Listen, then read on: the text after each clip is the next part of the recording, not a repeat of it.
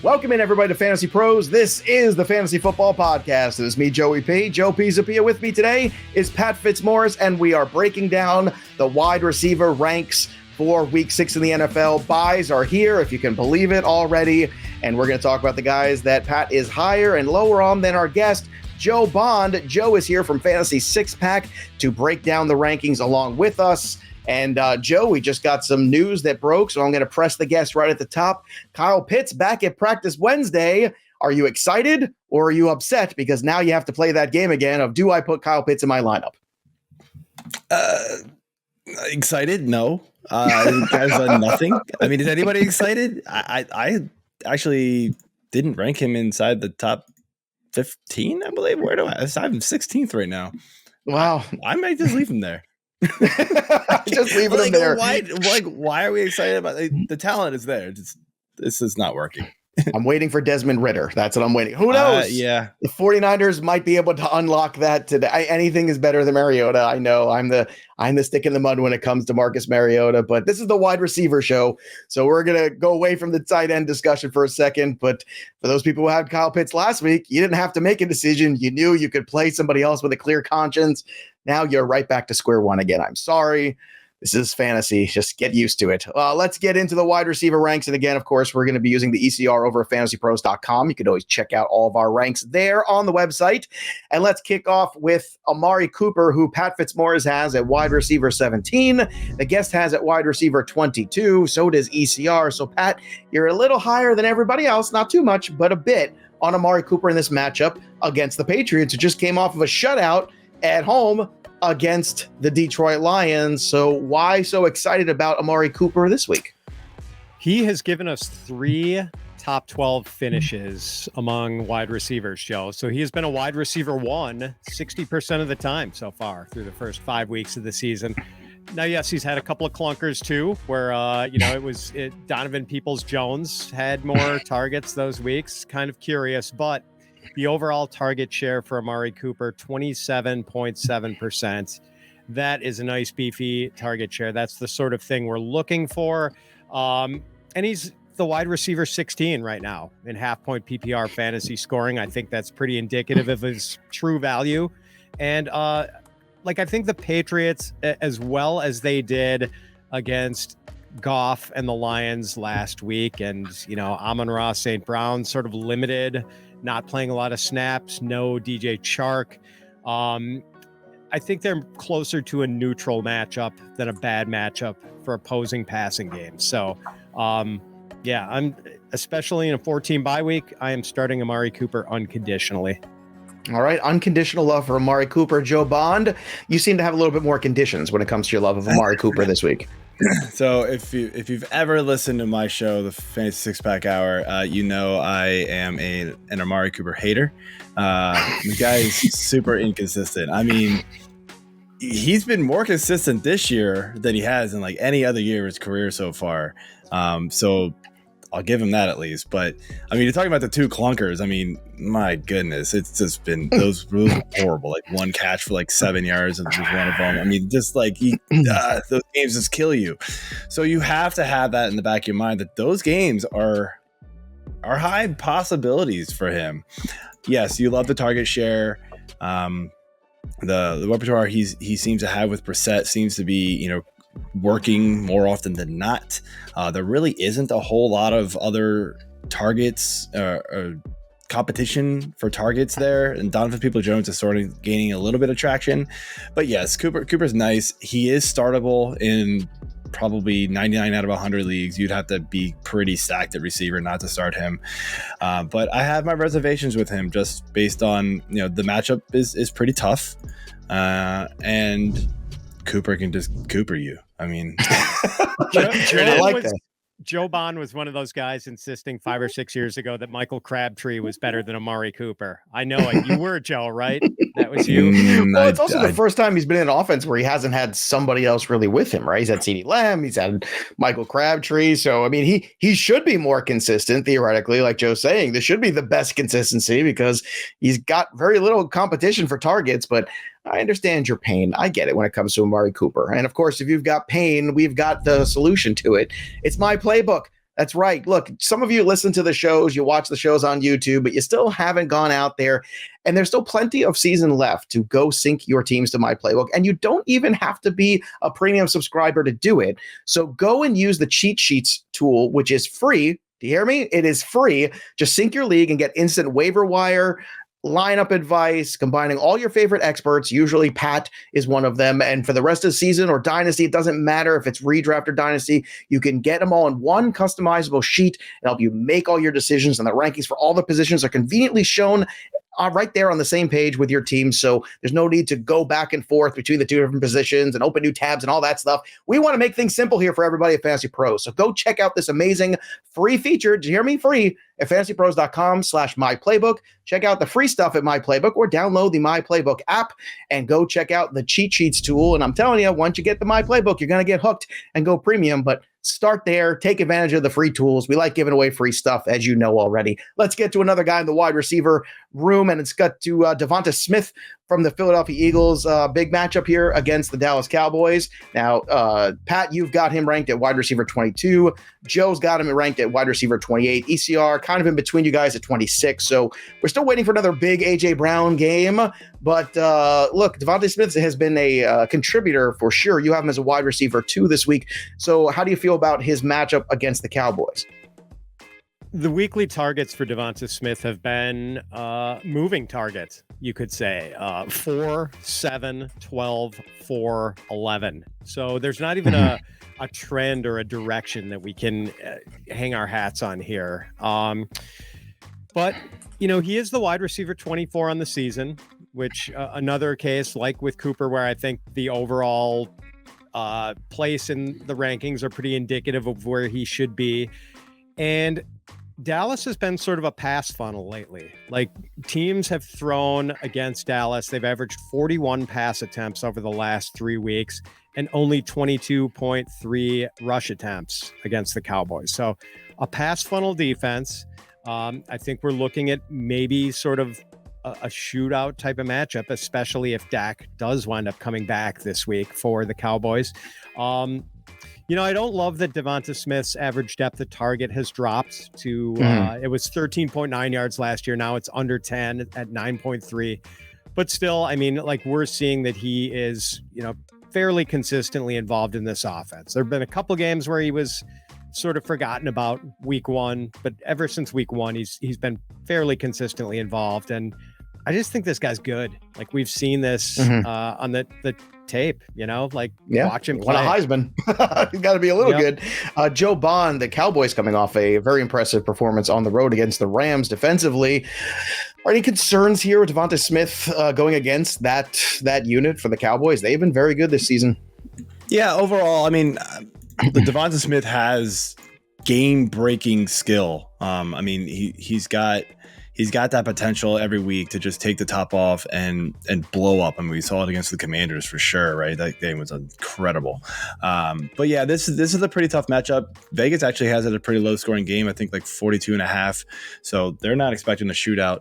It does sound more like Cooper Rush is going to start. So not that that's been a bad thing for the Cowboys, but I think it has lowered their point totals. And, that defense has really come to play. The last couple of weeks for Philly hasn't looked pretty. The passing wise, teams have really been able to pressure this Philly offense and get Hurts to not, he's been able to do some damage with his legs, but not so much with his arm. And so that's kept his value up, but not so much his receivers. And so that's where the lower ranking comes from, is that this Dallas front is really good, and they're going to be able to get in on Hurts quickly and make him not be able to hurt them with his arm as much. All right, let's get to the next guy here on the list. And Pat, you've got Darnell Mooney higher than the ECR, higher than Joe Bond. You've got him at wide receiver 37. Joe's got him at 41, ECR at 40. So what have you seen recently from Darnell Mooney and the Bears that makes you think that maybe we could salvage a season here? Oh, boy. So the disclaimer that at wide receiver 37, I'm not exactly feeling supremely confident about Darnell Mooney here, Joe. But I've got to say that I'll point out a tweet from Mike Giardi of the NFL Network today. The Bears have attempted the fewest passes through the first 5 games of a season since the 1982 New England Patriots, going back to the Steve Grogan, Matt Cavanaugh days, and Matt Cavanaugh. So, yeah, that's not good. But Mooney has at least seen a minimum of 5 targets in each of the last 3 games. And his average depth of target is 16.7 yards. So these are high-value targets, at least. Like, they're taking deep shots with Darnell Mooney. Washington's pass D is terrible. Like, they're 29th in DVOA against the pass, and they've allowed the 4th most fantasy points to opposing wide receivers. So the matchup is pretty good. We know it's not going to be a shootout game for the Bears. They just don't do that. They run the ball and run some more. But hopefully with those 5 or 6 targets Mooney gets, he can make a bad pass defense pay and hit them with a couple of deep strikes. All right, Joe, you heard the argument for Mooney, but Pat makes a good point. The Washington secondary is not good. However, it's not exactly a fearsome passing attack here from the Chicago Bears. So how much does Darnell Mooney have to thread the needle here to be useful in week 6? I mean, look, he might catch 2 passes for 55 yards, and that's a good day. I mean, that's going to get him, wide receiver 40, like type of deal. Like, but he could also obviously just exploit this Washington secondary significantly. They are horrible. I will say this: I think I heard on the radio that the over under on passing yards for Mooney this week is 45. I'd probably take that. But I don't want to start him in my fantasy leagues, even though he's playing Washington. It's that bad. That's fair. And it's funny, Pat, you came with that tweet. I had the same source. I was going to say that I had it ready. So it's kind of funny that you read that one off already. Yeah, man, it's bad. I mean, you can't rely on almost anybody in this, almost anybody on this Bears team. I mean, I guess whoever the running back is. Kind of, Yeah, but that's even a little shaky too, because Montgomery and Herbert together at the same time. Sometimes it's like nobody wins here. It's not good. I mean, you're really just hoping for like one big play from Mooney, and it's got to hit pay dirt for him to be fantasy, useful in fantasy. And right now, it's just not happening. There's just not enough opportunity there for him. Let's switch gears here over to the guys that Joe likes more than Pat. Let's start with Tyler Lockett, who is actually a top 10 wide receiver in half PPR this year. ECR's got him at wide receiver 15. Joe's got him at wide receiver 13. Pat, still not buying into the Tyler Lockett, Geno Smith offense. I can't imagine why. But let's talk about Tyler Lockett, because he has been, one might say, surprisingly good so far this year. And Joe, you seem to be giving him that wide receiver 1 fringe respect. Yeah. So I guess, sorry, I didn't realize you were starting with me for some reason. Well, you are the person who's high on Tyler Lockett, so I got to start with you. Yeah, I'm really buying into Lockett. Again, we talked about how well this Seattle offense has been playing, surprisingly, to as much as that is to everybody. Look, he's running routes on 30% of his plays. He's routes run is 30.6% as opposed to DK Metcalf 31.6. I mean, they're right there. Targets 43 to 40. He's actually got more receptions, more yards. They're tied for touchdowns. The target share is almost identical. It's all there. It's all clicking. To have these guys separated a lot in your rankings doesn't make any sense anymore. They should be very close, and they are in mine. All right, Tyler Lockett coming off a 25-point week against New Orleans. Pat, he's got the Cardinals this week. Shouldn't you be a little higher on Tyler Lockett? Yeah, I might be guilty of take lock here in thinking that he is a mid-range wide receiver too, and that's where I've got him ranked. But as you said, Joey's top 10. I think he's wide receiver 8 in half PPR. Part of me wants to say that he can't sustain this level of efficiency with an 80% catch rate and 10.2 yards per target. But then you look at his career numbers, and it's a 72.3% catch rate and 9.7 yards per target. So he's really not out kicking his career norms there. And boy, last year against the Cardinals, only 10 targets in 2 games. He turned those 10 targets into 9 catches for 213 yards. and 2 touchdowns. So maybe I am. Here's a on fun the wrong question side here. Would you rather, with a third string quarterback, be rolling out again? You're probably rolling them out anyway, but I guess who do you feel more confident? Tyreek Hill, Jalen Waddle with a third string quarterback, or Tyler Lockett with all elite Geno Smith? Let's go. Well, definitely Lockett over Waddle. Yes. Could I do Lockett over the Cheetah? I don't think I could. I think not the Cheetah's fault he's playing with a third string QB. And he's got that walking boot the other day, too. I'm just saying. So assuming the Cheetah's healthy, I still got to go with him over Lockett. You got to figure they're going to find ways to manufacture touches for him. But that is a dilemma. And they tried last week. I mean, he still saw 7 targets, caught all 7, just didn't do much with it, unfortunately. Right. I agree with Pat on that one. It's Lockett over Waddle, and that's actually how I have it now. But Hill would drop a little bit, but probably just in front of Lockett. It's a good conversation to have. Curtis Samuel, also a guy who's been productive this year. Wide receiver 24 this week for Joe Bond in week 6. ECR's at 27. Pat's at 30, so a 6 rank gap there. Joe, let's talk about Curtis Samuel. Certainly one of the pleasant surprises off the waiver wire. He has been pretty steady here. Your thoughts on him in this matchup this week against the Bears?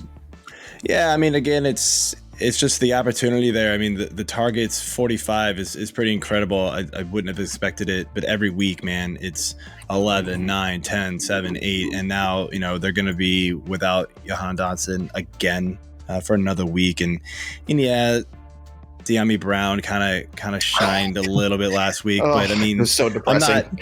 I'm not really, I'm not really going to knock Samuel down, for De'Ami Brown. Now, if Dotson was in there again, maybe, he's not quite as high, but Dotson's been reliable. He's a good wide receiver 3 most weeks.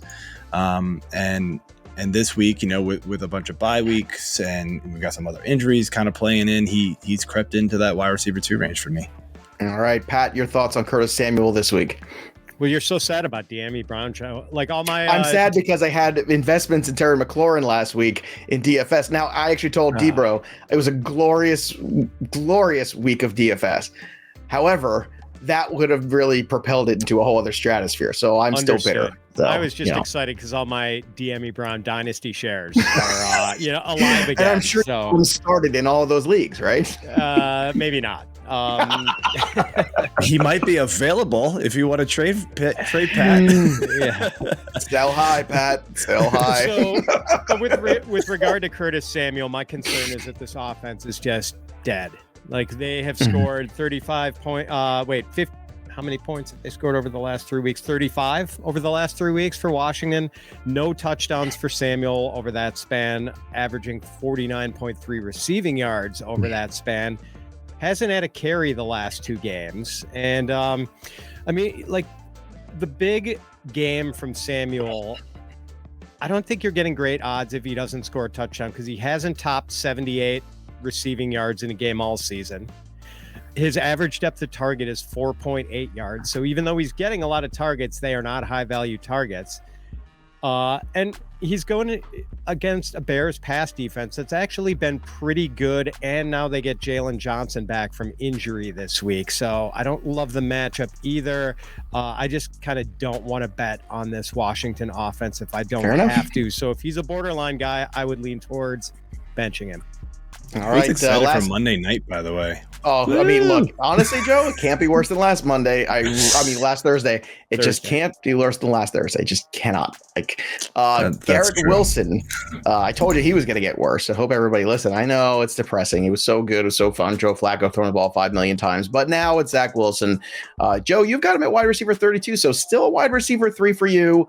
ECR is with you, Joe, at 33. Pat is done. He is closer to me. He is getting less and less patient here with Garrett Wilson. So do you think here that Garrett Wilson has a good week and becomes wide receiver 3 worthy again? Or is this going to continue to, I don't know, just be a fantasy situation where we waste good things in Garrett Wilson?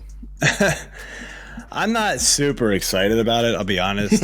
We have seen the arrow is pointing down for him. I mean, last week was just weird. They all saw 4, like all 3 of the top dogs there saw 4 targets. he saw what I do an article on Fantasy Six Pack where I kind of break down some of the teams, like some of the more interesting teams, like running backs and receiver scenario groupings here. And last week he saw the least amount of snaps. So yeah, I mean, it's just the arrow is not going in the right direction for him to feel good about it. But I mean, he's still talented. I gotta believe they're gonna figure out a way to get him the ball. But I mean, like, you know, I'm talking the back end of RB3 range here. I mean, so he's wide receiver range. Wide receiver 3 range. I mean, he's questionable to start. I mean, you probably have better guys on your team. Sounds like you're getting closer to Pat's rank as we speak. So Pat, why don't you drag Joe down with you on Garrett Wilson? Yeah, so Joe, you mentioned it with the lead-in. 33 targets in 3 Joe Flacco starts, 10 targets in 2 Zach Wilson starts. Basically, the Jets have 3 co-equals at wide receiver. You don't see that very often with, Garrett Wilson, Elijah Moore, and Corey Davis. You have no idea who's going to click and who's going to disappear from week to week. I mean, last week, they were all just sort of they showed up. And that's why Garrett Wilson was a guy for me, Pat, that I was not high on coming into the season. I loved the player in Ohio State. Absolutely loved him at the combine. Loved everything I saw. When I saw he was going to the Jets, I went, oh, well, not going to invest in him this year in redraft. And then Joe Flacco came, and all of a sudden I started to get excited. And then Zach Wilson came back, and I remembered why I was so low on him in the first place. And it was funny that Joe Flacco, of all people, was the facilitator for this. And then, Zach Wilson. Him and Tyler Conklin. Yeah. And I use the analogy, Joe, like Zach Wilson coming back was like someone turning on the bright lights in a bar at 2 a.m. when all of a sudden, like, okay, party's over, guys. Sorry, go home. Well, everyone's getting real sober real quick right now when it comes to Garrett Wilson, unfortunately. And not only do they have these 3 co-equals, but then as, Joe Bond just said, we've got Tyler Conklin showing up to spoil the fun. Now they realize they need to put the ball in Bruce Hall's hands 20 times a game if they're going to be smart about things. And the Packers defense, their matchup this week has been a run funnel. I think the Packers have seen fewer pass attempts than any other team. You want to attack the Packers on the ground, and with Breece Hall, the Jets are certainly equipped to do that. So I just don't see a lot of reason to get excited about Garrett Wilson this week, unfortunately. All right, let's play a little game here where typically Pat is Devontae Adams and I'm the photographer, where I tell you about the guys that I like more at ECR and Pat tells me why I'm wrong. Let's start with Jakobi Meyers. I have him as wide receiver 23 this week. ECR's got him at 29. I'm 6 spots higher. So Pat, tell me why. I mean, look, he's coming off another huge game. He's a target monster. I know it's another Bailey Zappi game, but heck, it looks like those 2 guys have a little thing going on right now. They do, and I'm like behind ECR on this, and I'm probably wrong. I feel like it's wrong. I mean, if I'm going to grasp to an excuse for having Jakobi Meyers outside my top 30, I'll say that the Browns are so easy to run on. Why would you ever throw against them? But that's really not a good reason. Well, we're not throwing deep. Let's keep things real. We're not throwing the ball down, 50 yards down the field at one time. That's kind of ultimately why, I'm usually never above ECR and Jakobi Meyers. It's just, he doesn't score many touchdowns, although he does not last week. And he doesn't make many big plays. He's a volume guy, and you need the volume to really pay off with him. But, to his credit, he's been getting the volume this year. He has. All right, Joe Bond, let's see if you want to get in the game here. I've got DJ Moore ranked at wide receiver 33. ECR's at 37. I know people are saying, why are you higher than ECR on DJ Moore? Well, I'm higher because Baker Mayfield isn't playing this week. And then people say, what's PJ Walker? And you know what? I don't know if it can be worse. I really don't. I've watched enough Baker Mayfield so far this year. And, sometimes weird things happen in the NFL, Joe. When they fire a coach, all of a sudden the team rallies for at least 1 week here and shows up. I'm kind of counting on that with this ranking of DJ Moore. What are your thoughts on DJ this week? I just can't with him. I need to see it before I'm going to rank him any higher. I've got him spot on with the ECR. I mean, I could actually go lower. It's just not there. That offense is horrible outside of Christian McCaffrey. And it's painful with Christian McCaffrey at times. You're like, get him the ball. Yeah. It's scoring. It's just there's quarters where you're like, oh my God, this is going to be terrible. And then he saves it sometimes in the second half. He'll catch his 10 passes and you're like, oh, okay, I'm good.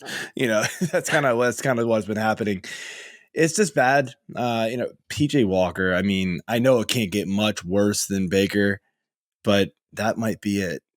I don't know. We shall see. We shall see, my friend. All right, let's get to your questions, and then we'll get out of here. It's listener mailbag time straight from our Discord at fantasypros.com/chat. Again, free to join, but for all you premium members, you get access to the stages, the AMA channels, and of course, access to the touchdown call contest, where we're giving away free stuff every single week, including jerseys every month that are signed and autographed. It's an amazing time. Let's get to a question here from Dylan J. Best 14. Should I trade Leonard Fournette for Breece Hall? Are you ready to trade in the older model for the young, hip, cool one? Pat Fitzmaurice. It sounds like Dylan might be having a little bit of a midlife crisis with his fantasy football team. You want to go in on this with him, or you want to keep Leonard Fournette on that roster? Oh, man. Fournette has such a massive workload. He's a top 10 running back rest of season for me, but I have Breece Hall ranked ahead of him rest of season. Wow. Breece Hall's a better player. Running back 7 versus running back 9. Oh, you just put the top down. You're driving out of the driveway. Joe Bondi getting in the car with him. I agree. Fournette's workload is massive. I get it, and you got to think. You would think playing for Tampa and with Brady, like it's Fournette all the way. But the last few weeks, it's been Breece Hall, and I think it's going to continue. All right, there you have it. Joe Bond, everybody, make sure you check out his work at Fantasy Six Pack and go follow him on the Twitter machine as well at F6P_Joe. Always great to have him on the program. Don't forget, too, about My Playbook. We got free stuff there, like my cheat sheets for you. The cheat sheets feature is free, where you can create a cheat sheet with your favorite experts, sync them up to your leagues, and you get instant advice for all of your waiver wires, your lineups, everything. And if you still haven't checked out My Playbook, download the app today or go to fantasypros.com/myplaybook. Use some of the free tools like cheat sheets, see how it can improve your weekly fantasy football experience, and then you can upgrade to some of the bigger products we have here on My Playbook too that can really save your season, and some of you need some saving, so don't worry, Fantasy Pros has you covered. That'll do it for us. But the story of the game goes on. For Joe Bond and Pat Fitzmaurice, I'm Joey P. We'll see you next time, kids.